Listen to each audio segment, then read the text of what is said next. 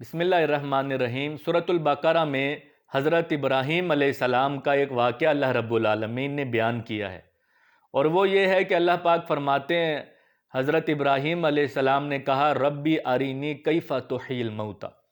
انہوں نے اللہ رب العالمین سے کہا کہ اے اللہ آپ مجھے دکھائیں کہ آپ مردوں کو کیسے زندہ کریں گے۔ تو اللہ رب العالمین نے حضرت ابراہیم علیہ السلام سے فرمایا ابراہیم اولم تؤمن، کیا آپ ایمان نہیں لائے ہو؟ آپ میری بات پر ایمان نہیں لائے ہو کہ میں مردوں کو زندہ کروں گا؟ تو ابراہیم علیہ السلام نے فرمایا اللہ میں ایمان تو لایا ہوں، لیکن یہ تقاضا میں نے اس لیے کیا ہے تاکہ میرے دل کو اطمینان ہو جائے کہ اللہ رب العالمین اس طرح مردوں کو زندہ کرے گا۔ تو اللہ رب العالمین سورۃ البقرہ میں فرماتے ہیں کہ میں نے ابراہیم علیہ السلام کو حکم دیا کہ وہ 4 مختلف قسم کے پرندے لیں، ان کو پالیں۔ پھر حضرت ابراہیم علیہ السلام نے ایسا ہی کیا۔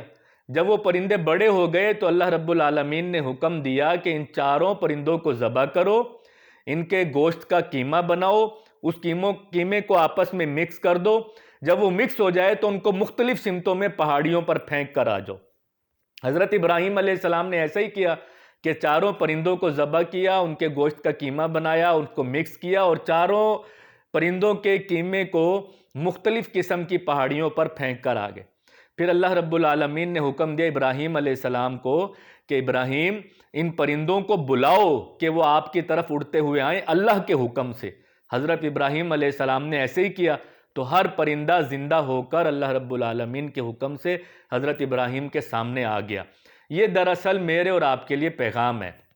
ہم انسان یہ سمجھتے ہیں کہ انسان دنیا میں آیا ہے، یہاں پر ہمیں موجودات چیزیں نظر آتی ہیں جو ہمارے حواس خمسہ کو محسوس ہوتی ہیں، ہمیں ان کا بڑا یقین ہے، لیکن بعث بعد الموت، موت کے بعد اٹھنے پر انسانوں کو بہت کم یقین ہوتا ہے۔ اگر یہ یقین ہو تو انسانوں کے درمیان اتنی کچھ خیانتیں، بددیانتیاں، فحاشی اور عریانی، جھوٹ اور چوری اور زنا، یہ برائیاں نہ ہوں۔